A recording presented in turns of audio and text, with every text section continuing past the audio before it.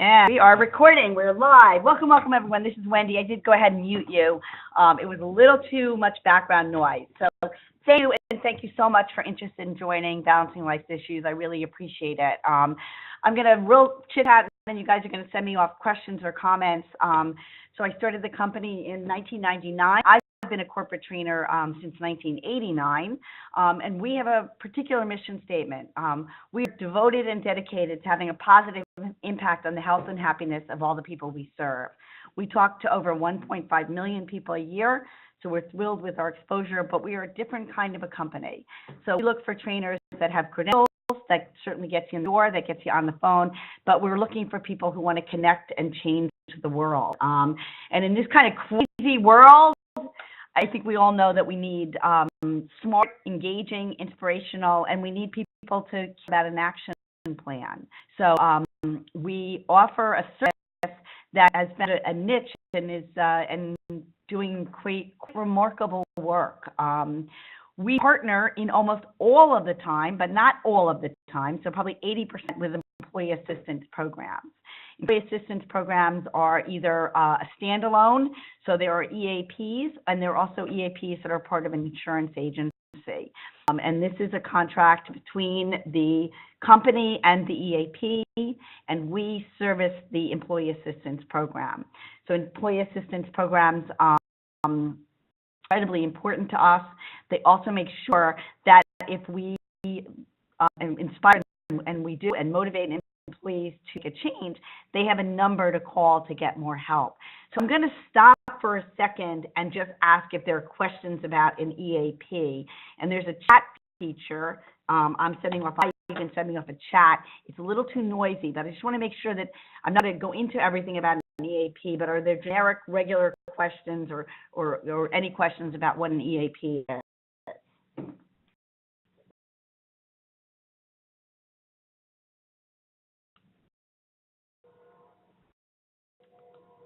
We expect, yes, so Optum Health, United Healthcare. Well, Optum Health is actually part of United Healthcare, and they have their own employee assistance program.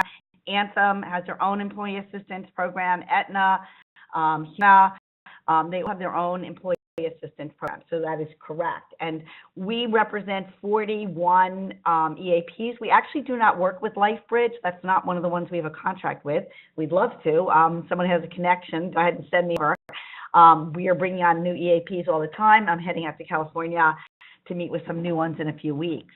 So we really have devoted ourselves to making the EAP and our lunch and learns and our high profile and our special sessions to be the highest level. And so we no longer just go in and do a regular training. They all have a different special touch that we do, and we really make a difference that way. So Balancing Life's Issues works, and I'm going to switch for a second to a new presentation, is for you to know a little bit about who we are. So we've grown tremendously, and so it's important to know who to call for what. I'll remind you on many times that we have a private website you all went on called corporatetrainersbureau.com. I put a chat feature. It's www.corporatetrainersbureau.com. We change just like every other company. There's a list. I'm not going to put exactly who does what. The important thing is to call the right person. So if James Francis, who runs Verizon and the Commonwealth of Virginia and Costco, if he sends you an email, the important thing is to go back and ask James and not Kerry. So Kerry doesn't do James's accounts, and Kerry doesn't, and vice versa. And there's been some confusion with trainers. We have 1,600 trainers. We facilitate over 10,000 sessions. And it's very important that we do our part well, but we also ask trainers to do their part well. So knowing who the staff is, honestly, I got a call about a week ago at 3 o'clock in the morning, and it was about being paid for something. So I'm the CEO of the company. I certainly expect if there's an emergency, if we're doing something with a hurricane or an earthquake, of course, we expect phone calls. But with that, you want to call Samela Grant, and I did not put her name on that. Wow, okay, that was my so I'm going to stop. Samela Grant, in charge of all the billing, and I just sent off and I'll send it again to everyone as well. And let me just make sure. Okay, thank you. Good questions. Okay, so let's go back. You confirm. So the way that most of our sessions work is we send out what we call a script. It's an email that says, hey, Wendy, are you available on October 12th to do a stress management class in New York City? If the answer is no, please just hit delete. Do not respond. We don't want you to. If you are available, you are committed to it, you then find what the fee is. The fees range from somewhere between $50 an hour to about $125 an hour. We rarely pay for travel. And we never pay for parking. We don't pay for travel time. So you will call and find out. Each EAP does pay a little differently. It depends if it's one session or two sessions. So you want to then say, okay, I'm free, I'm available, I'm qualified. Now let me find out what the fee will be. And the account manager will let you know. I can tell you that the fees are not negotiable. They're negotiated out into the year 2019. Most of you know that a lot of the EAPs are insurance companies, and as you are watching the news, are affected by the Affordable Health Care Act. So, you know, they're in a state of turmoil. If you've committed to the date and time, we must remind you that you've committed to the date and time. They're not negotiable, they can't change, and there is a one-strike policy. Of course, if you're sick, that's not true. If something happens, then it's life happens.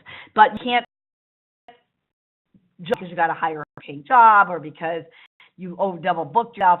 I mean, we need the personal, real professional response. So I want to make sure you know there's a chat feature to the right of your screen. Send your question or comment about any of these things. I'm trying to be as clear as I can to avoid misunderstandings later on. We have to represent our clients in the professional way, which means we have a professional dress policy. We have 30 minutes before, ready to go. We sit down. On that Corporate Trainers Bureau, we're constantly updating what trainers do. We take our job seriously. We also want to acknowledge the world that's going on. Whoops, a little background noise, hang on. We remind people, look, we may have friends or relatives in Mexico or in Puerto Rico that are being affected by outside events. And so we really want to respond in a different, more meaningful way. We also want to make sure that the client feels that we are doing our job. So dot every I. Do they have the PowerPoint? Did you bring a laptop? Most clients don't let us use USB drives anymore. So knowing how the process works, and I want to get too much into the weeds because, again, every EAP runs a little differently. The way Humana likes it is very different than the way Anthem likes it, and the way Anthem does is different than the way that Optum does. Your job is to find out how that provider likes it. Comments.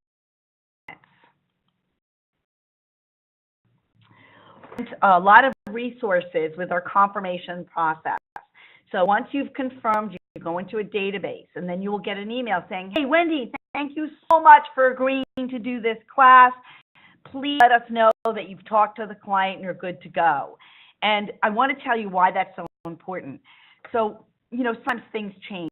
So, for instance, maybe you call your client and you find that there's going to be 200 people there. Well, I might be able to get you more money. We can get you more resources. We want to know about that. That pre-call is incredibly important. Maybe we made a mistake. Maybe we got the title wrong. Maybe we got the topic. Maybe we got the location wrong. So that pre-call gets the client excited, gets the client to promote it, and also make sure that you know what you're doing. So as far as weather goes, we have an act of God policy, which I think makes sense, right? So we don't charge the client, but they do reschedule. If that one of the reasons we only use local trainers is we don't worry about flights or trains and things like that. We usually offer them an opportunity in bad weather to do a webinar so that no one has to travel. Clearly, we want everyone to be safe. Having said that, some trainers who don't drive in bad weather, and I would tell you, you probably don't want to work for us in the winter. I mean, what happens happens in the winter, right? So we would use your judgment. So a good rule of thumb is if the school closed, you know, mat, things like that. And I got a question about when we say we're interested in learning the fee structure, you're not committed. You're not committed to that. You're just saying, I'm available and I'm qualified. Now tell me the fee. And then you have a choice to say yes or no. We are not allowed by law to write the fee in those scripts. We do take our 1099 laws very seriously. So we're looking for people that are committed, but giving you a range. So for instance, you know, if you don't want to work within our range of, you know, 50 to 105, then you know that you're not going to say yes to things. Now, I want to tell you something. We've had trainers that like to come in at the high rate.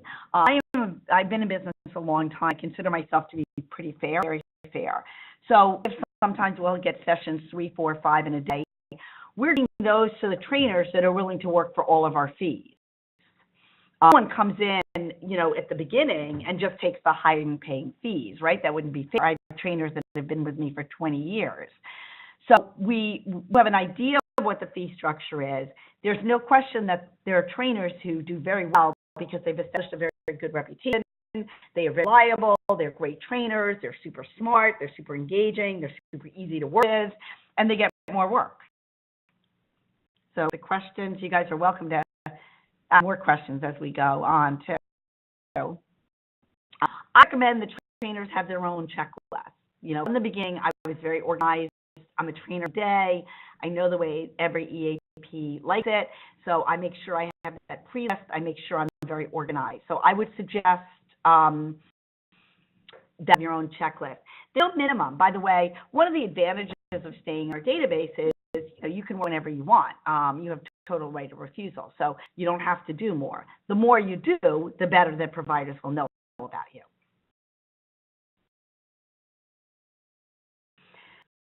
Always do's and don'ts. So I do want you to be prepared. I'm telling you right now, and I'm the CEO of the company, our PowerPoints pretty much stink. They're dated. They need to be redone. There's just no money or resources. The backdrop. In my fantasy world, we're getting rid of PowerPoints. And so what's important to know is that you are taking a topic that you could go in.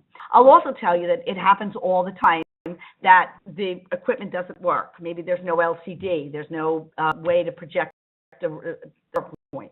So we're taking sessions that you feel you know. You are the subject matter expert. You are ready with your stories and with your knowledge. This is not about, somebody saying I agree that PowerPoints are not good, and I'm the first one to say that. Listen, we can possibly update the PowerPoints quickly enough. So we write, I call them very vanilla. There's nothing wrong, like they're basic information. You're the show. And you're to your client. I was doing one the other day that was in really Midwest America, and that's a different place than doing one in New York City. Be knowledgeable about who your client is, what the environment is, be as professional. I have a netbook. I spent $100 on it. It's my training. It's small. It's easy. I just use it for training. I carry it with me. It was my one investment. The truth is we don't need a lot of clothes because we're going to different classes. So I've got 2 or 3 outfits and a book. One big investment to become a trainer. I spend a lot of my time reading 4 newspapers every morning. So get some really good information about what's going on in the world. What I do want to say is that we are not here to be political. We are not here to pass judgments about, oh, if you eat organic food, you won't get cancer. We are here to inspire and encourage people to live healthy lives. We're in the insurance industry, so we certainly want to be mindful of, what does the medical association agree about? I mean, we want to make sure we understand that the insurance companies are what's supporting us. We want to know that we are able to support them, so we don't want to do anything that would be against them. Hand out business cards. You are not doing this to solicit business. You are just to encourage, influence, and inspire people to change their lives. So, we're not there to promote our services. We're not there to sell anything. We are there to change people's lives. Again, questions or comments?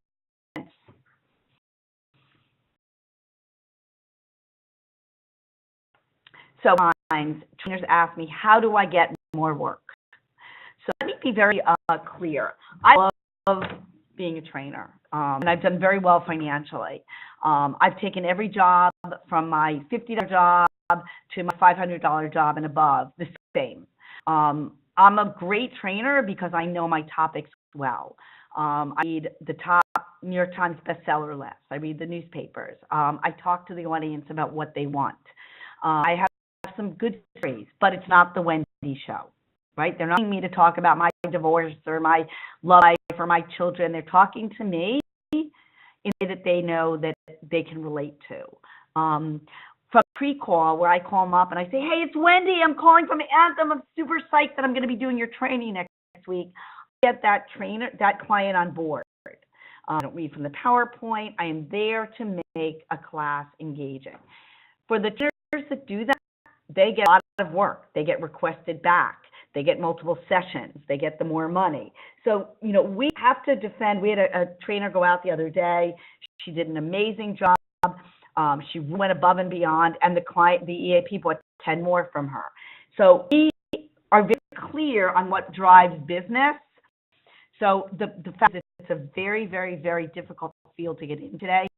If you're on this call and you've been invited, we've probably turned down 50 others that didn't get on this call.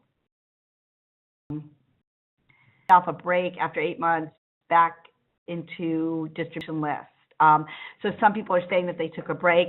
Unfortunately, every time you say no to something, you take a break. Obviously, other trainers come in.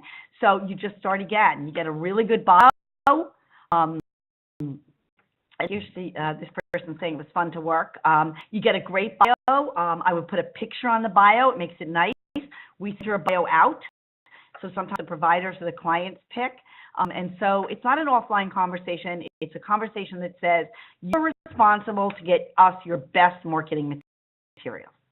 You're responsible to know the managers, and also responsible to invoice in a appropriate time way. So listen, guys, we're a small business. If you do not submit your audience, your attendance numbers within 24 hours, it slows everybody's paycheck. And matching skill level to coursework. And I think what you're saying is, how do we pick the trainer? First of all, we don't always pick the trainer. Sometimes the client does, and sometimes the provider does. Your bio definitely is very important. One of the things that breaks my heart about being in business is we don't have to ever go back to school. So maybe you have an updated bio. Make sure you've told us what you've done. And convince, convince the account manager, you know what? Maybe I don't have this, but here's what I do have. So write an email that tells us why you can do this topic. What makes you qualified?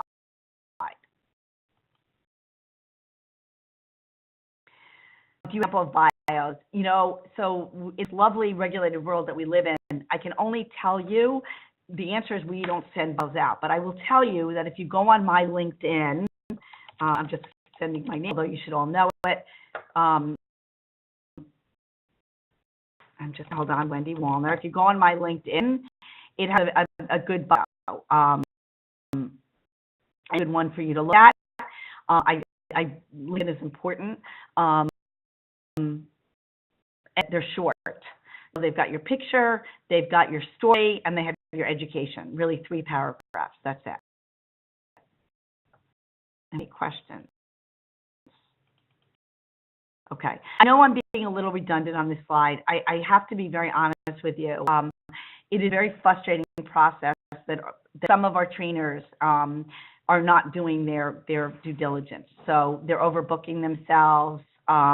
They're late. It's disappointing. And we are a team. So if we use an example, let's say we have General Electric as a client, and the trainers in Connecticut are doing awesome, but the trainers in California are not, it affects everyone. Understand that with over 14,000 trainings and 1,400 trainers, we do need the trainers to understand who to call and when to call and what to call for. This morning started off with a trainer telling me that she didn't get the materials. Well, the problem is she did get the materials, she just didn't look through her emails. Seeing your spam. making sure, okay, I'm calling the CEO at home at 3 in the morning. Is this an important phone call? We write to you and say, I qualified for each topic or when. So in the beginning, we do need to know of the 300 topics, which ones you're qualified to teach. The topics are all on the Corporate Training Bureau. We have a catalog. So, for instance, we teach a class on forgiveness. I'm not saying we wouldn't use a licensed clinical social worker, but we don't have to use that. Maybe you have a particular story about why that's a great topic for you. Smoking cessation. Yeah, maybe you're a certified a smoking cessation teacher, or maybe you're just someone who's ran groups. So, that bio is the story. We got a question about there's no solicitation. Are we allowed to add any jobs in our bios? Yes. And sometimes they share that bios on site, and sometimes they don't. So look, let me tell you about the no solicitation. Let's say you do an amazing job and the client loves you and they say to you, oh, we want you to come back. You say to them, that is so awesome. Please go to your EAP. Remember, balancing life issues is invisible. We do not exist. You never, ever, ever, never, ever, ever mention us to an EAP. You're there on behalf of the EAP. Your job is to promote people to use the EAP. List that on your bio. The client may or may not see that. I didn't miss any questions. You've got an up-to-date W-9. If you don't, we will not send you a check, a direct deposit, an up-to-date address. You submit your invoice within 24 hours on the corporatetrainersbureau.com. We'll be going to direct deposit fully by January 1st. We have simply had too much trouble with the mail. It's simply not working. So there's your email billing at Balancing Life's Issues, like all of our other emails. Go ahead and send that off, billing at Balancing Life's Issues. She will send you the form for direct deposit. Evaluations. So it is our only proof that we were there. The clients are going to SurveyMonkey, so sometimes you don't have paper evaluations, sometimes they are electronic, but we certainly want proof that we were there. So I say to the client, listen, I'd love to be able to leave with the evaluations if you're going to use paper, and they're usually very nice about that. You independent contractors with Balancing Life's Issues. Balancing Life's Issues is the one who pays you. You have no relationship with the EAP. You never talk to the EAP. We are the ones that vet you, screen you. We are the ones that pay you. So your 1099 comes from Balancing Life's Issues. That's a great question, by the way. Right. We certainly want to thank you, and I certainly realize that I'm pretty tough on this call. We have found that onboarding trainers and setting the realistic expectations seems to be better for everyone right up front. To get it, this is a good match for both of us. So I absolutely love doing what I do. I really am incredibly grateful for the opportunity to be in this space. I also recognize it's not for everyone. So we want to thank you for listening, for deciding whether we're a right fit for you. I try to leave enough time for questions and comments on the call.